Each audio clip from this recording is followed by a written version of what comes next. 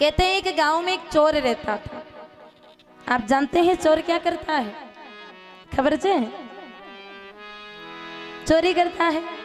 तो वो चोर चोरी करता था, पूरे जीवन भर उसने चोरी ही की। उसके जीवन का एक नियम, चोरी ही करूंगा, चोरी के अलावा कुछ नहीं करूंगा। और नियम है, दिन में एक बार चोरी तो पक्का करूंगा ही करूंगा, कुछ भी हो जाए चाहे। तो एक दिन एक गांव में चोरी करने के लिए आया और उस गांव के लोगों में थोड़ी सतर्कता थी, जागरूकता थी, इसलिए वो चोरी करने का अवसर उसको मिला ही नहीं। रात भर भटकता रहा, भटकता रहा, भटकता रहा, लेकिन कहीं पर चोरी करने का अवसर उसे जब नहीं मिला, तब रात के 3 बजे पहुंच गया मंदिर में। सोचा रे भाई मंदिर में जाऊंगा, मंदिर में तो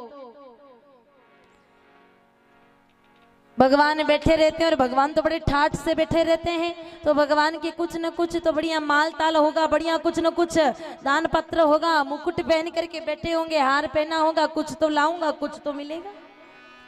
लेकिन उसका दुर्भाग्य ऐसा निकला कि मंदिर निकला भगवान शंकर का। अब शंकर भगवान तो ना मुकुट पहनते हैं ना दान पात्र, वो तो भस्मी रमा करके शमशान में बैठे रहते हैं, भूतों के साथ में, नसड़ियों के साथ में।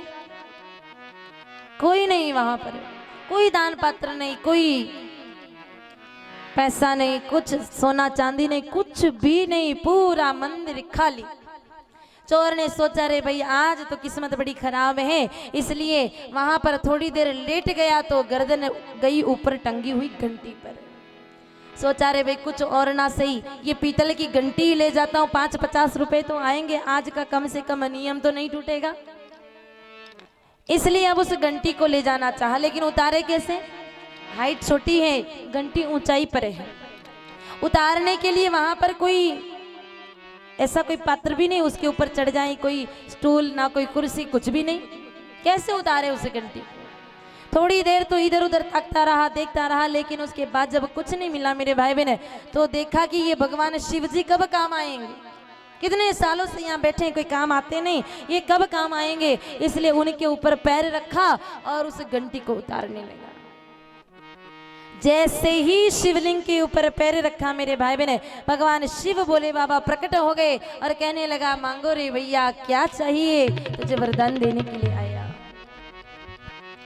चोर तो घबरा गया, थर थर कांपने लगा, कहने लगा प्रभु आज माफ कर दो, आज के बाद चोरी नहीं करूंगा, आज माफ कर दो प्रभु, अब चोरी नहीं करूंगा। भगवान शिव जी कहने लगे भैया तू तो मांग, तेरी भक्ति से प्रसन्न हूं, मांग तुझे क्या चाहिए।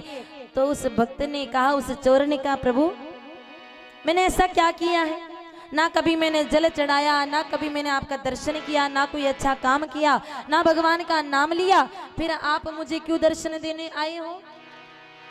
शिव बोले बाबा कहने लगे भैया देखो ऐसा है कि इस दुनिया में मेरे भक्तों की कमी नहीं है। कोई दूध चढ़ाता है, कोई दही चढ़ाता है, कोई छाछ चढ़ाता है, कोई आकड़ा धतूरा चढ़ाता है, कोई सोना चढ़ाता है, कोई चांदी चढ़ाता है, लेकिन तू तो मेरा ऐसा भक्त है कि तेरे पास कुछ नहीं था, तू तो खुद ही मेरे ऊपर चढ़ गया, तू तो मेरा सबसे बड़ा भक्त है। याद रखिए जो थोड़े में ही बहुत कुछ दे वो है हमारे महादेव।